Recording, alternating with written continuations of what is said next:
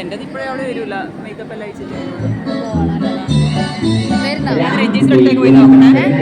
അവിവാഹിതനായ രാമൻകുട്ടി തന്റെ മക്കളെ സ്നേഹിക്കുന്നതിലേറെ മരങ്ങളെ സ്നേഹിച്ചു. പെട്ടെന്നാണ് രാമൻകുട്ടി ആ കാഴ്ച കണ്ടത്. വഴിയിൽ ഒരു ജാതി മരം വീണ് കിടക്കുന്നു. രാമൻകുട്ടി ഒട്ടും അമാന്തിച്ചില്ല. ആ മരം പൊക്കാൻ ശ്രമിച്ചു.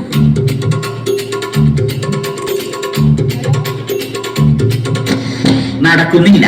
പിന്നെയും പിന്നെയും പൊക്കാൻ ശ്രമിച്ചു.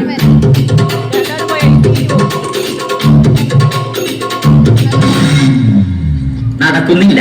രാമൻകുട്ടി വഴിയെ പോയവരെ എല്ലാവരെയും സഹായത്തിന് വിളിച്ചു.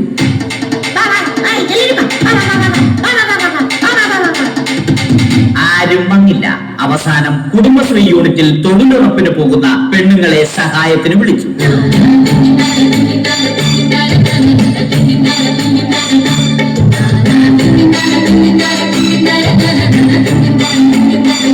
അവരെത്തി. അവർ അവരുടെ സ്ഥിരം പണി തുടങ്ങി. അത് കണ്ട് ദേഷ്യം വന്ന രാമൻകുട്ടി മരത്തെ ഒറ്റയ്ക്ക് പിടിച്ചു പോക്കി. അത്ഭുതമെന്ന് പറയട്ടെ, മരം നേരെ നിന്നു. ഇത് കണ്ട തൊഴിലുറപ്പ് പെണ്ണുങ്ങൾ രാമൻകുട്ടിയോട് നോക്കുകൂലി ആവശ്യപ്പെട്ടു.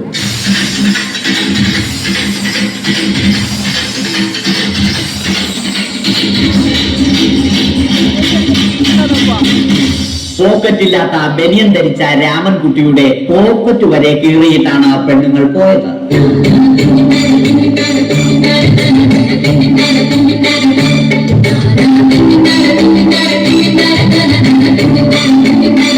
രാമൻകുട്ടി പിന്നീട് ഒന്നും ആലോചിച്ചില്ല.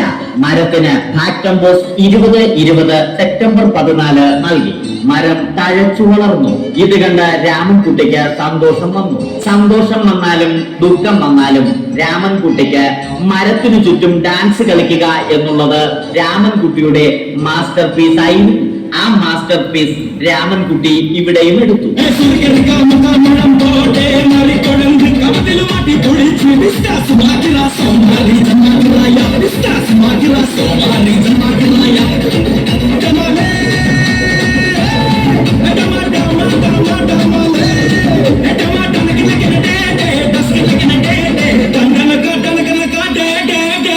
രാമൻകുട്ടി ദൈവത്തോടായി പ്രാർത്ഥിച്ചു.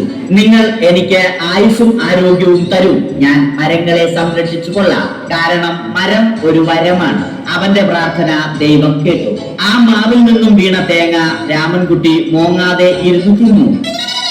അപ്പോഴാണ് രാമൻകുട്ടി മറ്റൊരു കാഴ്ച കണ്ടത്. രാഘവൻ വരും.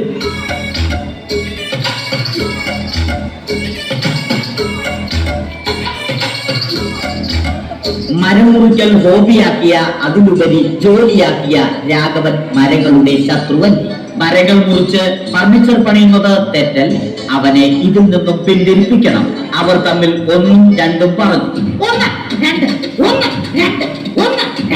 സംസാരം മൂത്ത് വാക്കേറ്റമായി. അത് പിന്നെ അടിയിൽ കലാശിച്ചു.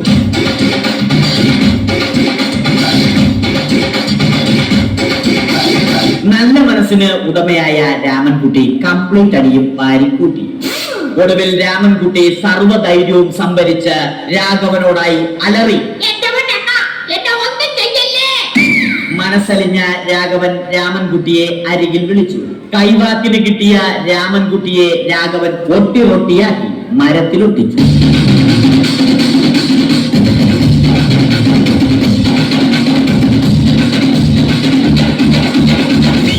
ഇന്നത്തെ പണി കഴിഞ്ഞ രാഘവൻ സംതൃപ്തിയോടെ വീട്ടിലേക്ക് മടങ്ങി.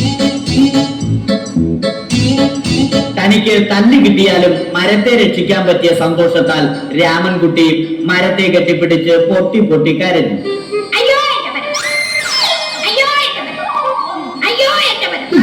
കാരണം മരം ഒരു വരമാണ്. കെട്ടിപ്പിടിക്കൽ ഏറ്റുവാങ്ങിയ മരം നാണം കൊണ്ട് ചില്ലകൾ താഴ്ത്തി. മരത്തെ രക്ഷിച്ച ക്ഷീണത്തിൽ രാമൻകുട്ടി മരച്ചുവട്ടിലിരുന്ന് ഉറങ്ങിപ്പോയി. പെട്ടെന്നാണ് അത് സംഭവിച്ചത്. പ്രകൃതി അതിന്റെ തനിക്കോണം കാണിച്ചു തുടങ്ങി. മഴയും കാറ്റും ഇടിയും വന്നു. അതോടൊപ്പം കോളും വന്നു. കോളെടുത്ത് രാമൻകുട്ടി പറഞ്ഞു, കോൾക്കട്ടായി രാമൻകുട്ടി ദൈവത്തോടായി പറഞ്ഞു. കാറ്റും മഴയും അതൊന്നും ചെവിക്കൊണ്ടില്ല. രാമൻകുട്ടിയുടെ മരം ആടി ഉലഞ്ഞു.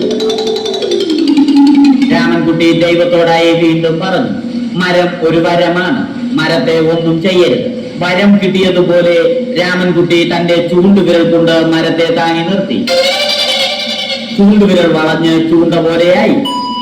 ഇനി മീൻ പിടിക്കാൻ കൊള്ളാം. അവസാനം സംഭവിക്കേണ്ടത് സംഭവിച്ചു. രാമൻകുട്ടി അടിയിലും മരം മുകളിലും. അന്ത്യശ്വാസം വലിക്കുന്നതിനു മുമ്പ് രാമൻകുട്ടി ദൈവത്തോടായി ഇങ്ങനെ പറഞ്ഞു,